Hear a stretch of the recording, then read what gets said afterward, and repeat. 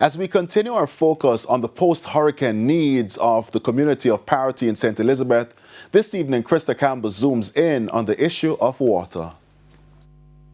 From no water to too much, residents of Parottee in St. Elizabeth are drowning in issues since Hurricane Melissa swallowed up their shores on October 28, 2025.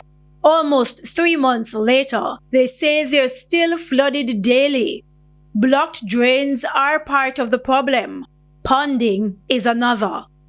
Water two side, sea a come over. Hurricane done and gone and sea still a come over. Cross the road and go over the lake. Same here. So what we're going to do? Like an evening time, when time it get high, they see dash and they run come over and put back up the whole place of water. So that's the reason why the water now really get the jar. For one family, it's created an indoor pool nobody wanted.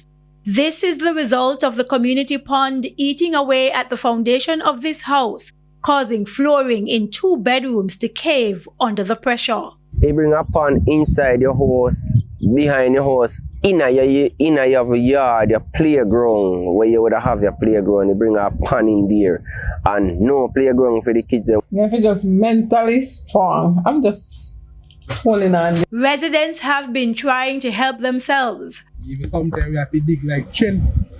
Yeah, like one and send back the water to the sea.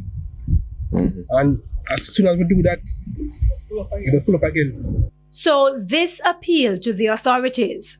Stand down, go ahead, we need like some rock. Heavy boulders. Some, you know what I mean, heavy boulders, you know what I mean? We can fill up the water because the soil really eat out bad. Everywhere, every house, people are trying to put on fine zinc over the lake, fine zinc all about to put on, but zinc forget somewhere for sleep. Enough people still catch a people place for your sleep, and what we're going to do? We cannot do anything. To set back this roof, we have to go take off at least.